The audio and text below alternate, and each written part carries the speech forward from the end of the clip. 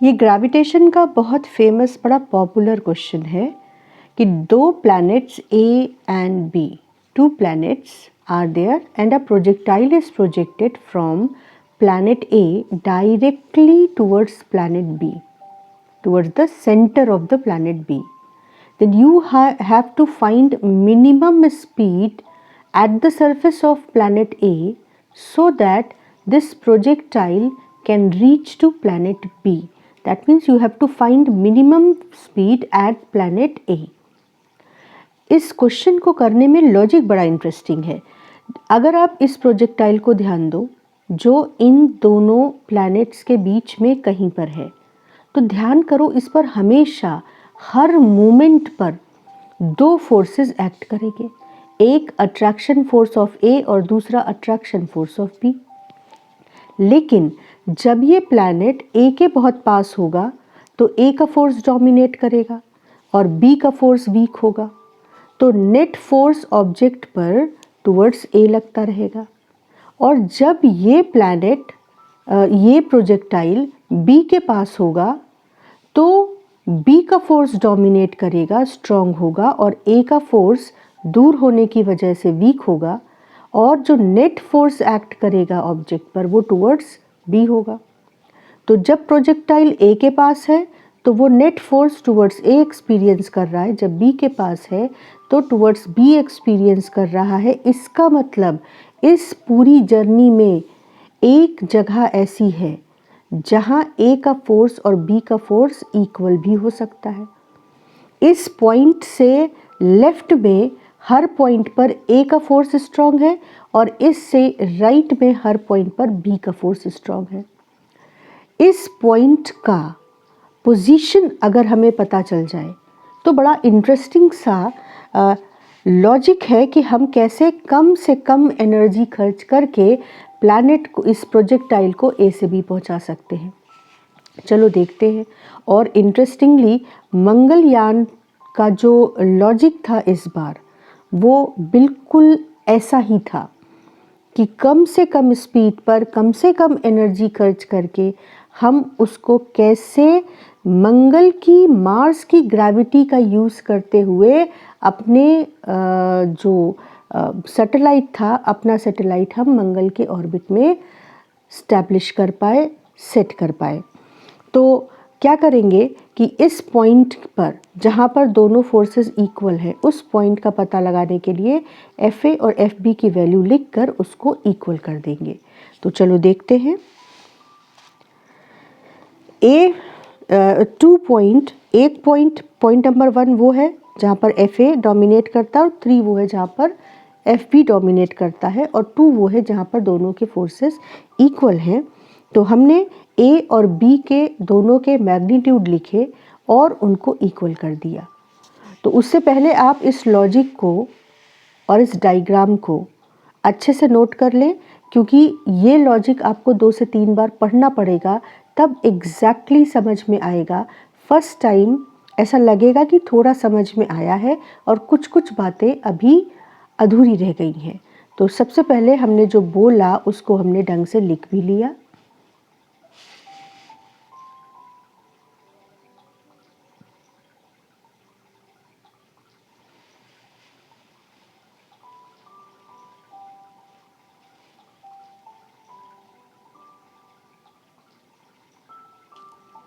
और अब हम आगे चलते हैं कैलकुलेशन पर। तो हमने ए और बी को इक्वल किया और उसके लिए हमने ए की वैल्यू कैसे रखी, चलो ये देख लेते हैं कि ए के फोर्स, ए की वैल्यू, प्लैनेट ए के फोर्स की वैल्यू और प्लैनेट बी के फोर्स की वैल्यू कैसे रख रहे हैं। हम मान लें कि ये जो पॉइंट है ये सेंटर ऑफ ए से एक्स डिस्टेंस पर है, तो बी से ये point 6r minus x distance पर हो जाएगा, क्योंकि क्वेश्चन में ये जो डिस्टेंस है ये 6r गिवन है। ठीक, तो ये डिस्टेंस अगर x है तो ये डिस्टेंस 6r माइनस एक्स है। तो a की फोर्स की वैल्यू कैसे लिखेंगे, mg m1 m2 upon x square. और इस प्लैनेट की फोर्स की वैल्यू कैसे लिखेंगे, g mass of b mass of projectile upon 6r minus x square. तो यही हमने कर दिया। g mass of a, mass of projectile upon x square, g mass of b और मास of projectile 6r minus x square. लेकिन मास of ए कितना है? सिर्फ कैपिटल M। और मास ऑफ B कितना है? 4m। तो m और 4m रखेंगे और फिर g m और स्मॉल m कैंसिल हो जाएगा।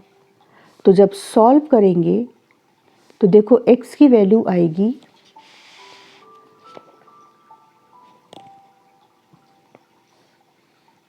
2r और minus 6r।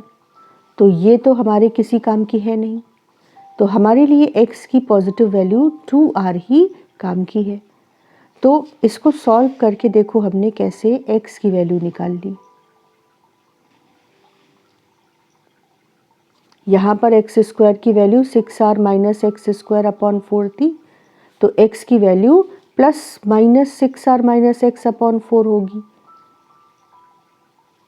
Under root 6r minus x upon 4। तो एक बार प्लस लेकर सॉल्व किया और एक बार माइनस लेकर सॉल्व किया, तो हमारे लिए जो लॉजिकल वैल्यू थी वो x इक्वल टू 2r थी। अब इस वैल्यू को हमने अपने पिक्चर में, अपने डायग्राम में वापस जाकर रखा और देखा कि अब हम अपने लॉजिक को कैसे एक्सटेंड करेंगे। x की वैल्यू हमारे लिए आ गई 2r। तो ये जो डिस्टेंस है ये 6r माइनस एक्स, ये हो गई 4r।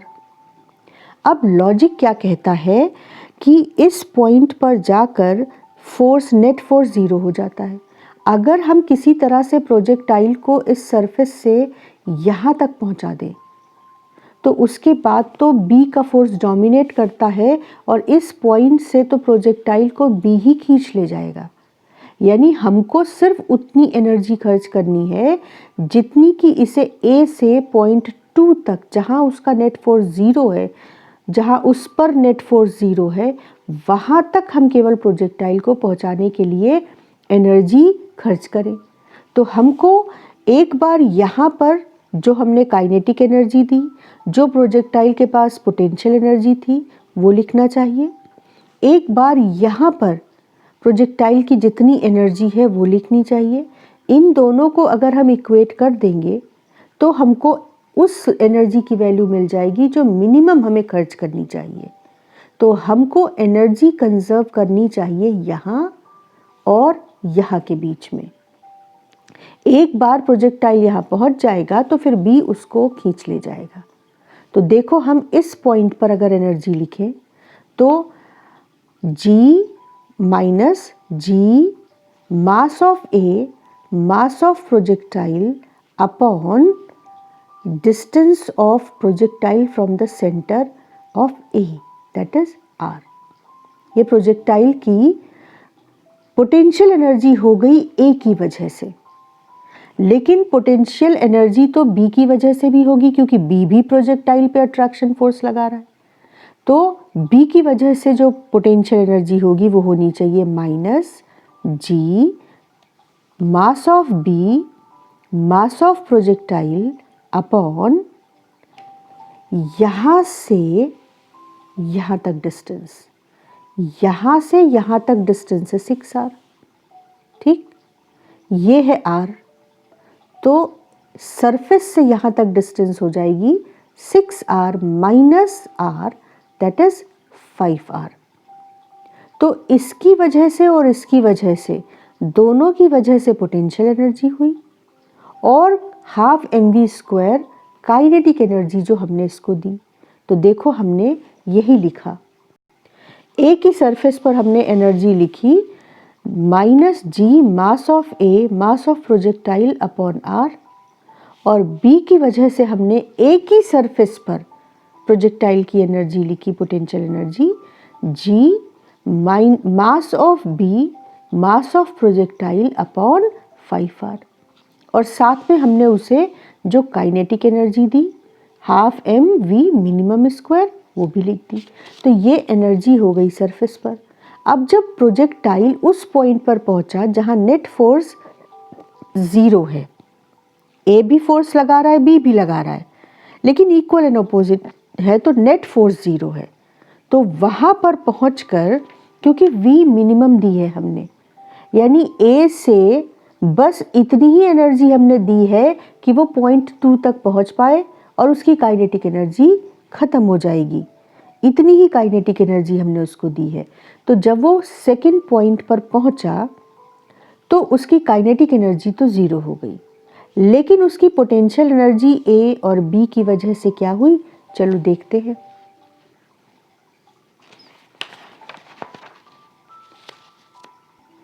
Minus g mass of A mass of projectile upon x यानी 2r, और minus g mass of B mass of projectile upon 6r minus x मतलब 4r। तो देखो इन दोनों को इक्वेट कर दिया, क्योंकि हम एनर्जी को पॉइंट 1 अब सरफेस ए की सरफेस पर और पॉइंट 2 इन 2 पॉइंट पर कंजर्व कर रहे हैं। तो इन दोनों एनर्जीज को हमने इक्वेट कर दिया। जब हमने एनर्जीज को इक्वेट किया तो G capital M small m cancel हो गए, एक्स की वैल्यू रख दो तो जब x की वैल्यू रख देंगे तो r भी कैंसिल हो जाएगा। तो हमारे पास सिंपली जो इक्वेशन बचेगी, नहीं g और m तो कैंसिल नहीं हो पाएगा क्योंकि v यहाँ पर है, g और कैपिटल M ये सब में नहीं है, तो स्मॉल m तो कैंसिल हो जाएगा। देखो स्मॉल m सब में कैंसिल हो गया, लेकिन कैपिटल G और कैपिटल M ये सब में कैंसिल नहीं हो पाएगा। तो इसको फिर सॉल्व करेंगे। ये इक्वेशंस इक्वेट की, x की वैल्यू 2r वहाँ पे रख दी, और जब इक्वेशन को सॉल्व किया तो v मिनिमम की वैल्यू आती है √3/5 gm अपॉन r। तो अब इसका कैलकुलेशन हम एक बार फिर से देखते हैं, क्योंकि थोड़ा सा बड़ा कैलकुलेशन है और थोड़ा सा क्वेश्चन भी बड़ा है। सबसे पहले हमने ये डिसाइड किया कि हम इसको सिर्फ इतनी एनर्जी देंगे कि ये 2 तक पहुंच पाए। उसके बाद हमने इसकी ए के सरफेस पर और 2 पर एनर्जीज लिखी और उन्हें इक्वेट कर दिया। इससे पहले हमने 2 की पोजीशन को ज़रूर पता किया, एफ ए बराबर एफ बी करके, और उससे x की वैल्यू आई थी 2r। तो जब हमने एनर्जीज लिखकर इक्वेट की थी तो हमारा कैलकुलेशन कुछ इस तरह से था। आप अपनी तरफ से अपने आप से एनर्जीज लिखो, डायग्राम बनाओ, एनर्जीज लिखो और फिर उनको इक्वेट करो।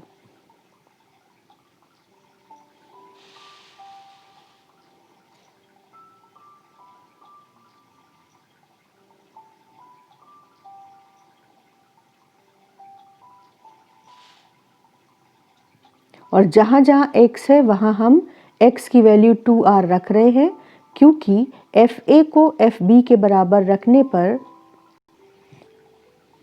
x की वैल्यू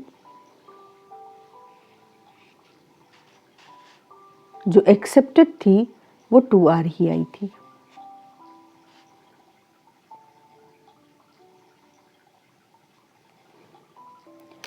तो अपनी इक्वेशन में x की वैल्यू 2r रखने पर और स्मॉल m को कैंसिल कर देने पर हमको देखो g capital M upon r common लेने के बाद ब्रैकेट में सिंप्लीफाइड ये वैल्यू मिलती है,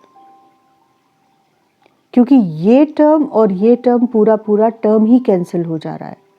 तो सिर्फ 4/5 यहाँ से मिलता है इस टर्म से, और -1/2 इस टर्म से मिलता है।